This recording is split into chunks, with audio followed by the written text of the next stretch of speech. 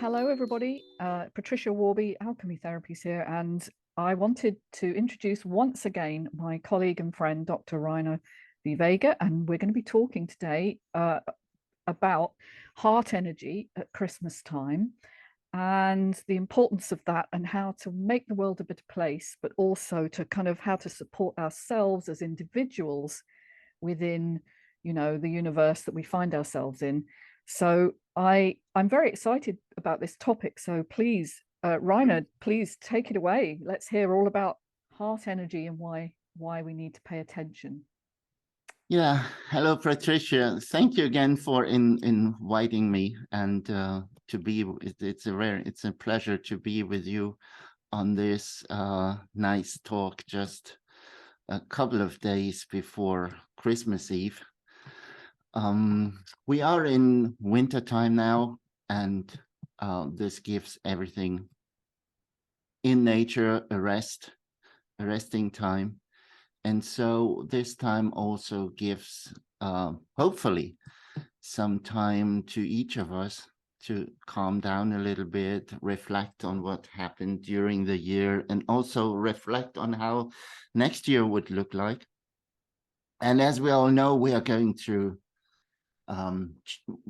fantastically, quickly changing times these days.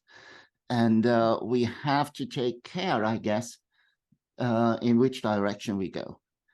And then we find ourselves in a position, as a single individual, what can I do to support mankind to choose the right direction? So I only have a couple of friends, I only meet a couple of people, and what would be my impact?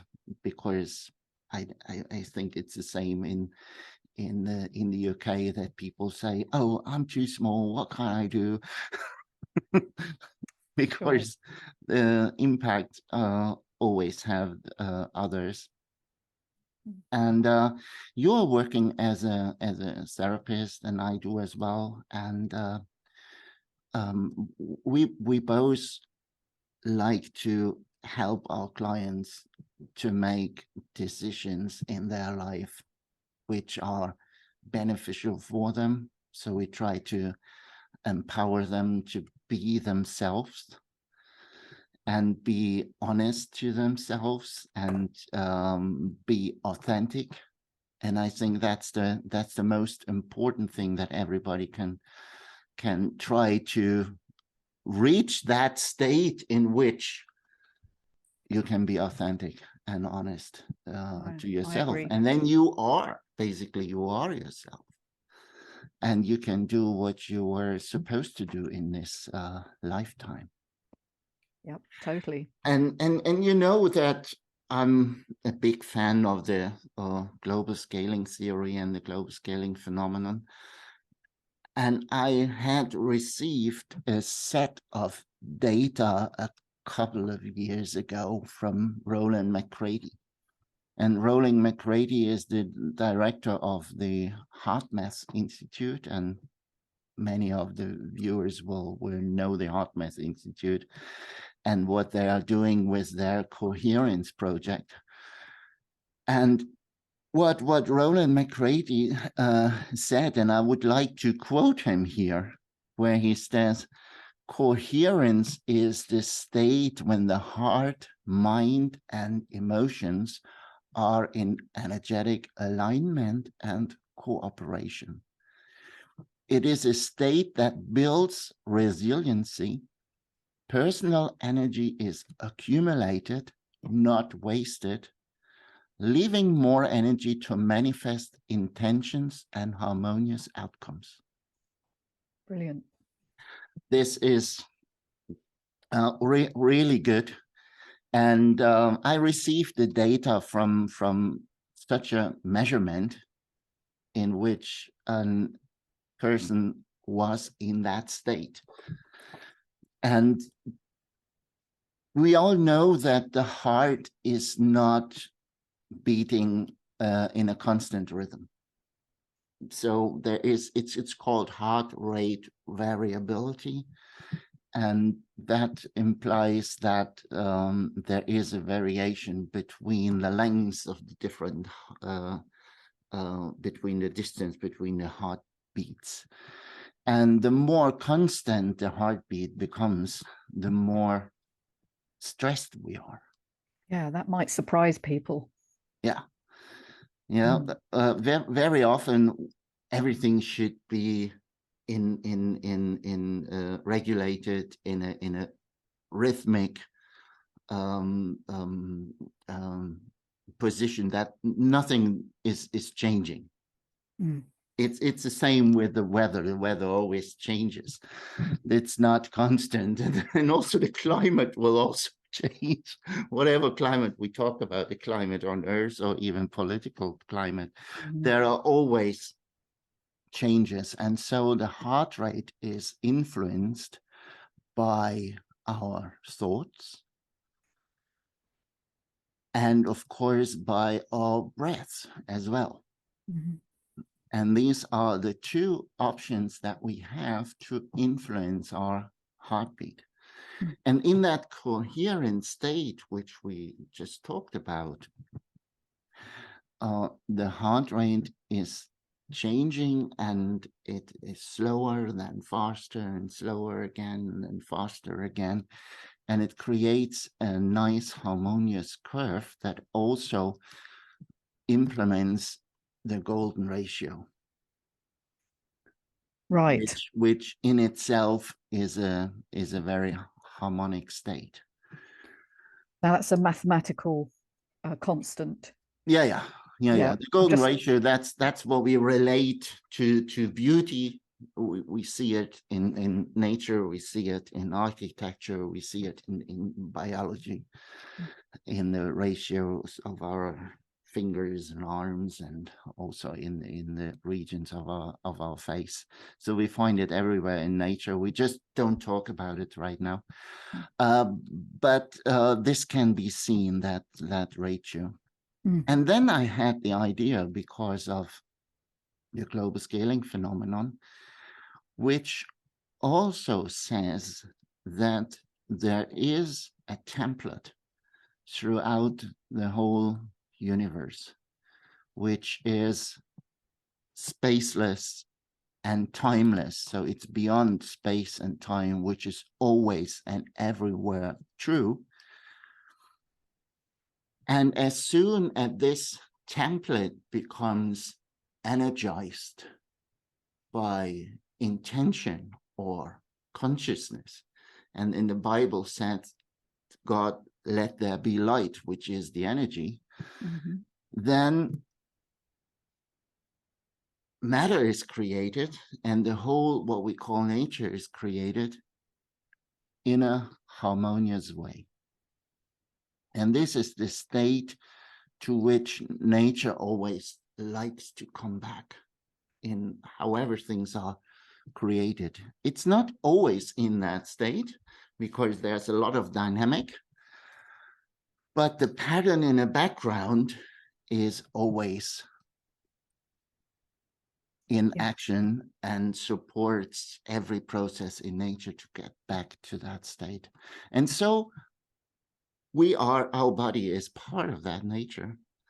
And so our heart also wants to come back to that state, our heart rate. Yeah. And the variability of the heart rate.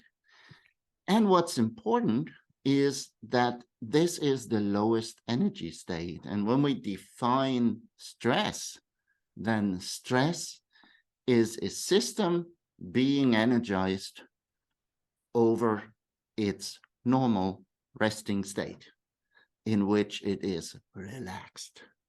This is, and all types of energetics in the excitements cause this. And that may be negative or positive, it doesn't matter. We could call this excitement or stress. And to be healthy, we have to have the ability to become excited and run the sympathetic nervous system.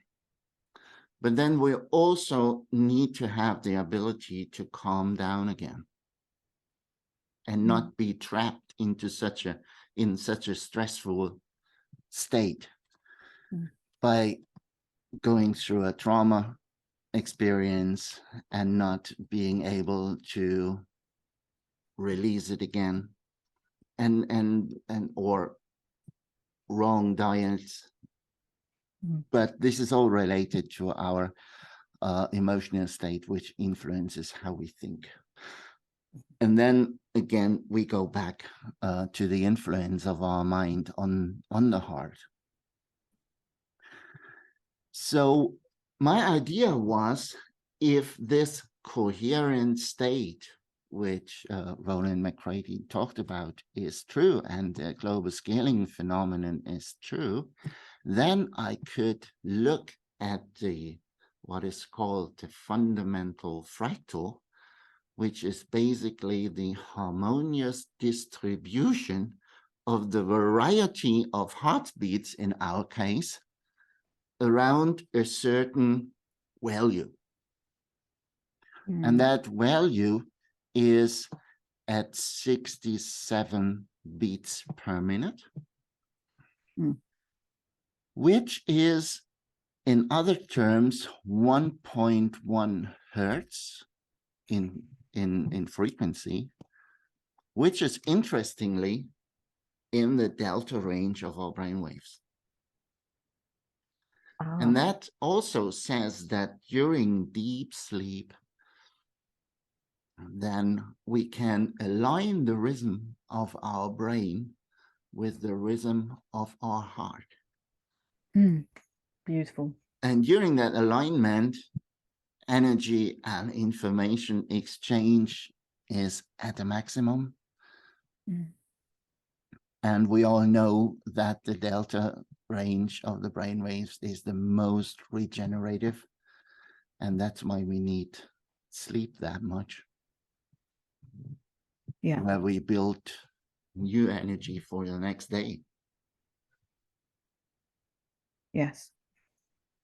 And of course, there are other areas of where the mind can travel in such states. And so I looked at this set of data and how the distribution would look like if I would apply all those data that was taken from 5 minutes of the heart rate variability, and how they would fit into the global scaling distribution. Okay. And here we now look at the slide, which shows us very interesting things, because in the upper region, it shows us the normal range of the R to R intervals, so that is from one heartbeat to the next, intervals in human adults in milliseconds. When we relate the heartbeat to the frequency of a proton. And we can see that cardiologists are right, because they say, without knowing about the globe scaling phenomenon, that the normal range of heartbeat is between 50 and 90 beats. And there's a nice symmetry around the resting state at 67 beats on that logarithmic global scaling scale. And when we leave those boundaries, then the conditions will become different. And there's also another interesting thing that is not shown on the slide, but we all know from cardiology, when the heartbeat goes below 40 beats per minute, this is an indication to implant a pacemaker. And this condition is also shown on the global scaling fundamental fractal, because the conditions below 40 beats per minute massively change, and we really get in trouble.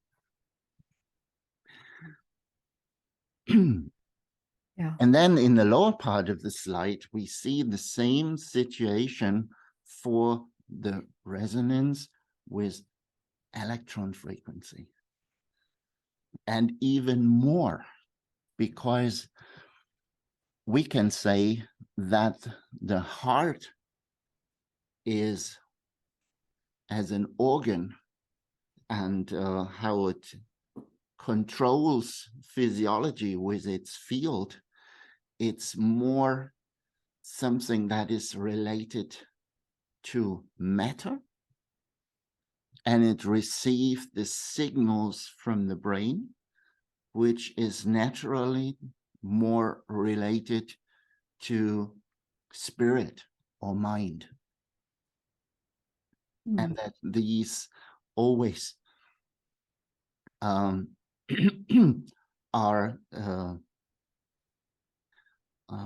apart from each other, like sine and cosine. So when one is a maximum, the other one is at the minimum. And this is also interesting. So we can see this here in the result that I would like to show you now, that the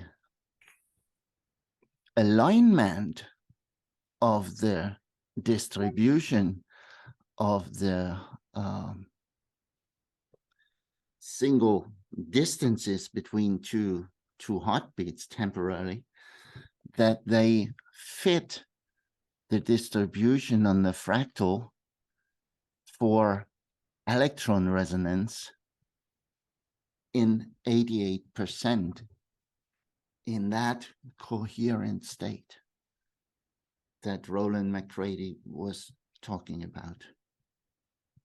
Right. So it maps to the electron resonance states. Yeah. Is what you're saying. Yes. Yeah. Okay. Yeah. And it fits the global scaling distribution in 88%. And that was, I thought that's amazing. And for proton resonance, I found it at nearly 84%.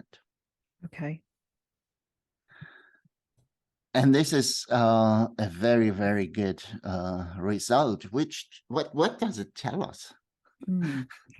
So if we take that coherent state in which we find ourselves in an energetic alignment of the material physiology of our body, our energies and mind, and when we cooperate within the body with everything, when mind and heart are working together, then we can build up more strength, and we have the power to make our own decisions, which we feel are right, and we do not have to adapt to outside conditions, because we don't have the energies to resist something that is not good for us. And sometimes we all know we make decisions and we know it's not good for us, but there are some fears, or there's not enough energy that we could use to resist others and make decisions. So our ability to say yes or no at the right moment would just become better. Well, that's in such a state. Yeah.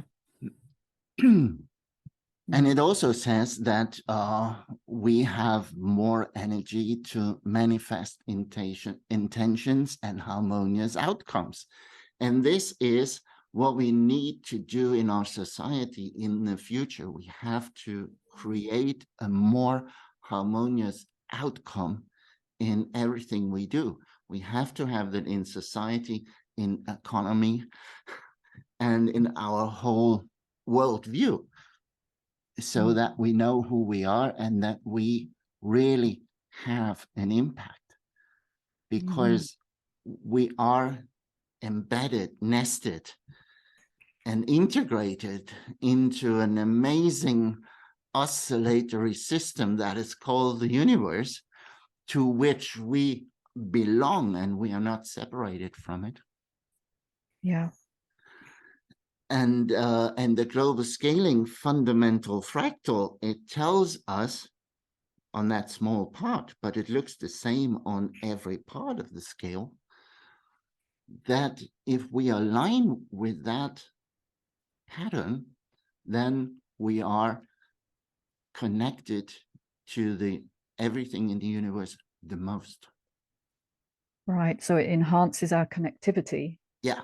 And that connectivity also tells us that we are ready to receive energy and information from all areas of the universe. And that could be very far, and that could be very close. That could be from the very big or the very small. And this is amazing. And so we learn that in that state, we we have the power to have an influence, every one of us. So it's empowering us to do more. It is. At more effective action, and to change the nature of the universe, if you like, to be an active co-creator of what's going on. Yeah. Yeah. And how can we get to that state? So you and I, we try to help our clients to reach those states. And there's a lot of work we can do with the different methods to relieve traumatic experiences, to support people in being able to have a better diet, to do more exercise. But on the other end, it's also meditation, inner reflection, calming down, detoxification, not only of substances, but also from information. Yeah, there's an overload at the moment, isn't there? Yeah. So it's always good to calm down and take a rest, which we have the chance to do normally at Christmas. That's I think perhaps why it's so apt to talk about now, isn't it? Yeah, and hopefully around Christmas days we may have a little bit of sunshine. You seem to have some. We have some here today.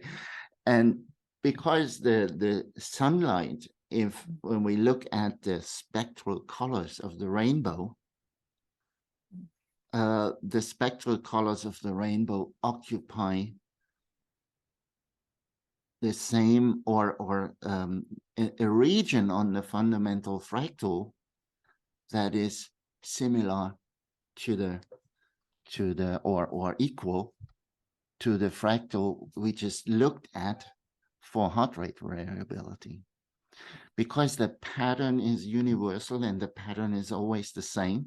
So even being in the sunlight and receive some energy from the sunlight, it helps us to come into a more harmonious state. Yes. Yeah, I think people do recognize they feel better in sunlight. We all know that. We perhaps don't understand why, but you're explaining that it helps give us better information, better resonant information from the universe. Yeah. And the same happens when we take a walk in the forest or at the seaside near the water.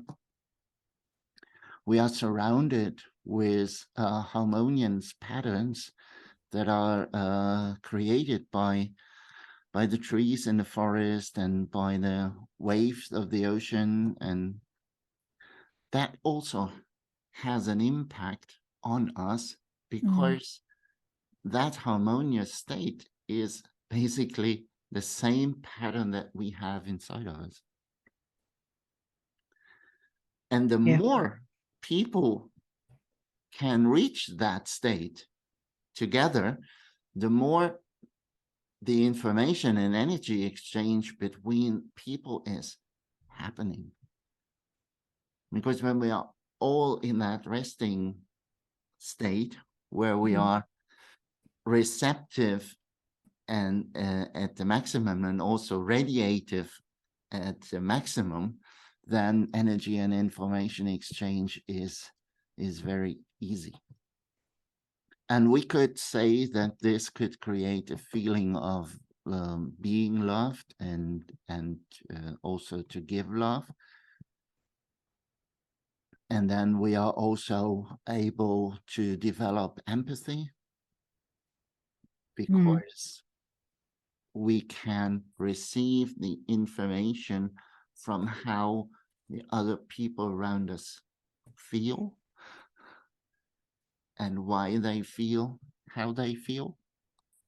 And then there's more understanding, and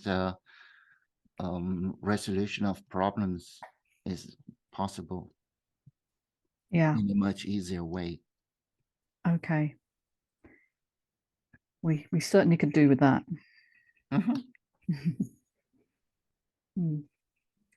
so, this is not something we just say now, but it is mathematically and scientifically proven that this is the case. Yeah. Because we could just say, well, it's nice to have harmony. It makes sense. But right. You're saying that the fundamental fractal appears in all these different arenas as a universal pattern. Yeah. And that we need to enhance that in whatever way we can in order to live better and have better outcomes in the world. Yeah, and because and we covered that, I guess, in other talks that we had, it cannot be different, because it's Euler's number, which is very unique, that provides us with that pattern. Yes. And why it is Euler's number, we have probably covered in other talks already, but this is the case. So with that said, that Euler's number gives us the harmony throughout the whole universe, and not only the harmony, but it also stabilizes that harmony.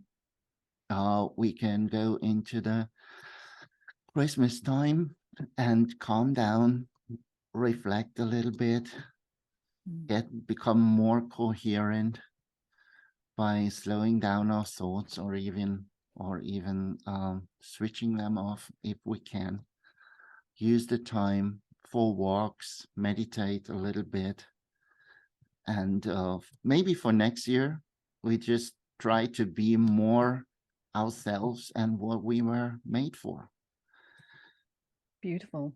Because if we follow those patterns on the lowest energy state possible, in the most relaxed state, that also supports that we can be in our own identity, so that we really are who we are.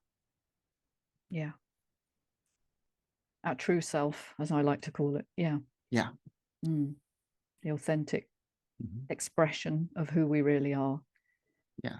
And which many people are not.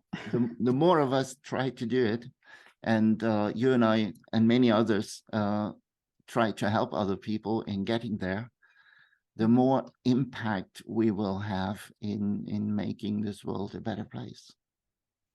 Yes, I do see my role that way, and I'm sure you do, is bringing people to harmonic states so that their lives are easier, their relationships work better, they feel more empowered to be themselves, that the mask that they've worn for years is taken off, and they are revealed to themselves. So it's like like I think you said earlier, coming home. It's like returning to a state of harmony, which is our birthright.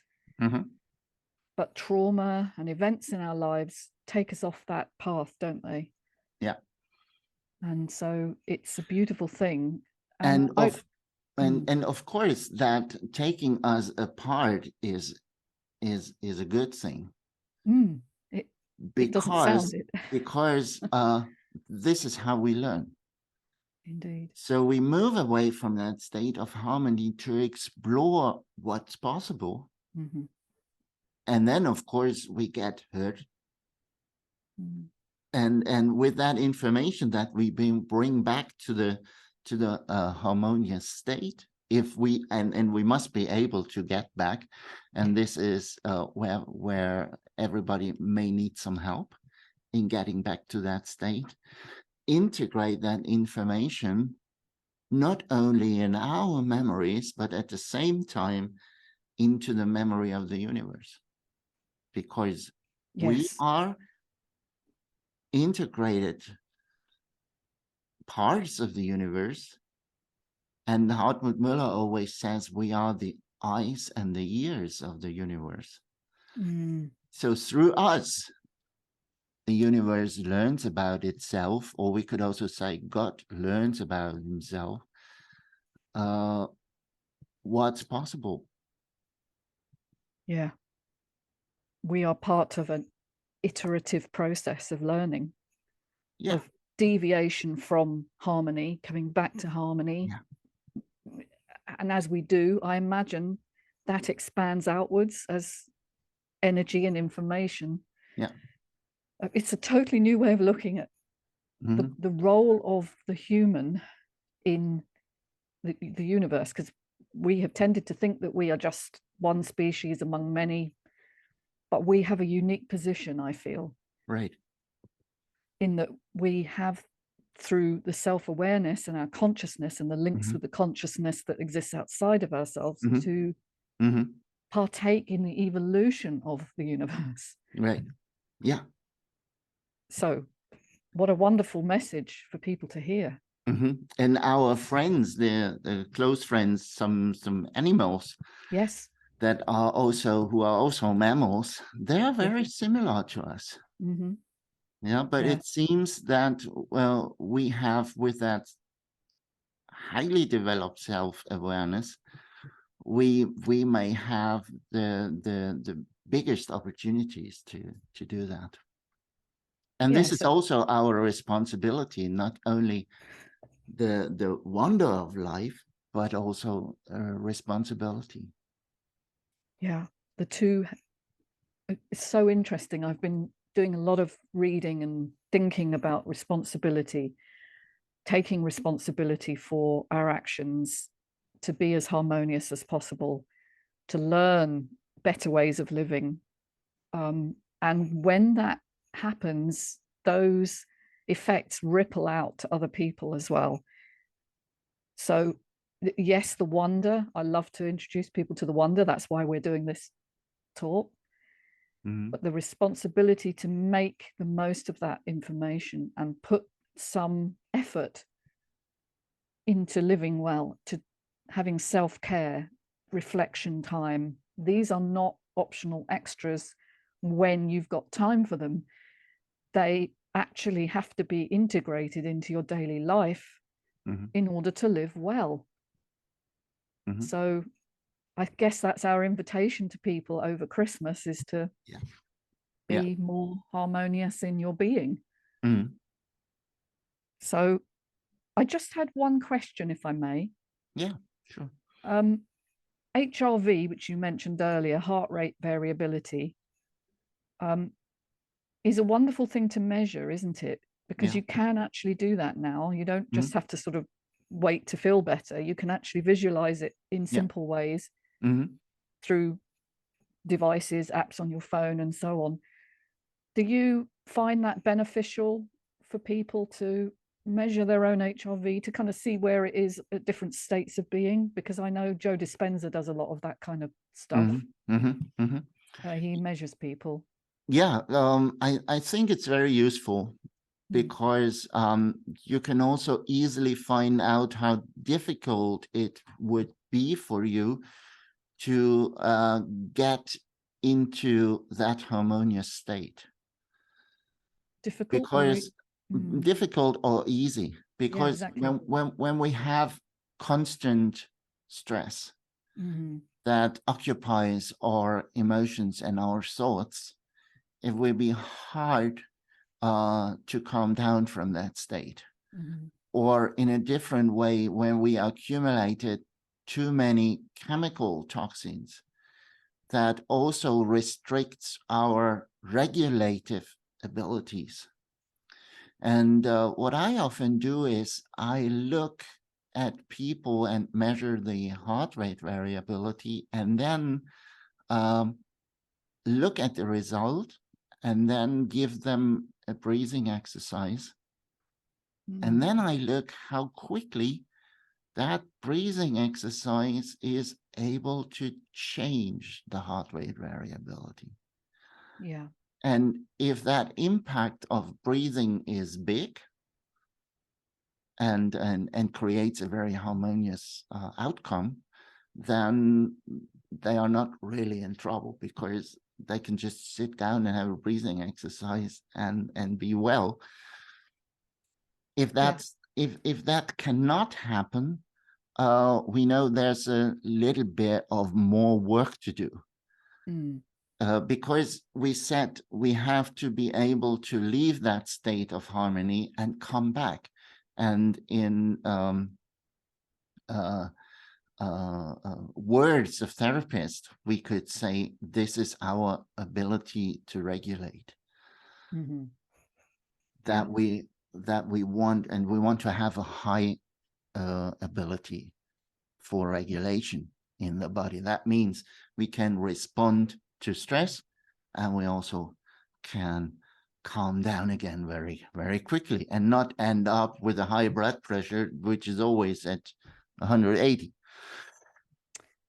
Yeah, so neuroregulation is a buzzword at the moment, even in the medical community. Right. They've suddenly discovered it, you know, that the autonomic nervous system is such a big part of how we fare in health, in life, and that there are simple ways to re-regulate yourself. I mean, as you say, it's not as simple for some people as just breathing properly, although that helps everybody.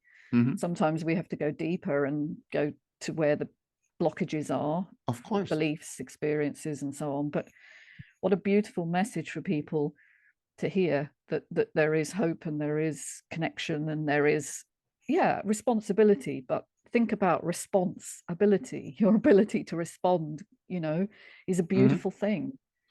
It's not always a burden or a you know, a negative thing. It's actually it's our job here on earth, as we are in this space and time, or we perceive we're in this space and time. Obviously that's that's another discussion altogether. But thank you so much for imparting that information, and it's just going to be so interesting, I think, for people to reflect on that over this time. And I guess it's just for me to wish everyone watching you know, a very Merry Christmas and a wonderful New Year, because I think we all deserve that, and let's make it happen. So thank you. Thank you so much, Patricia. And I would also like to wish everyone who watches a Merry Christmas and Happy New Year. Yeah, Happy New Year when it comes. All right. Thank you.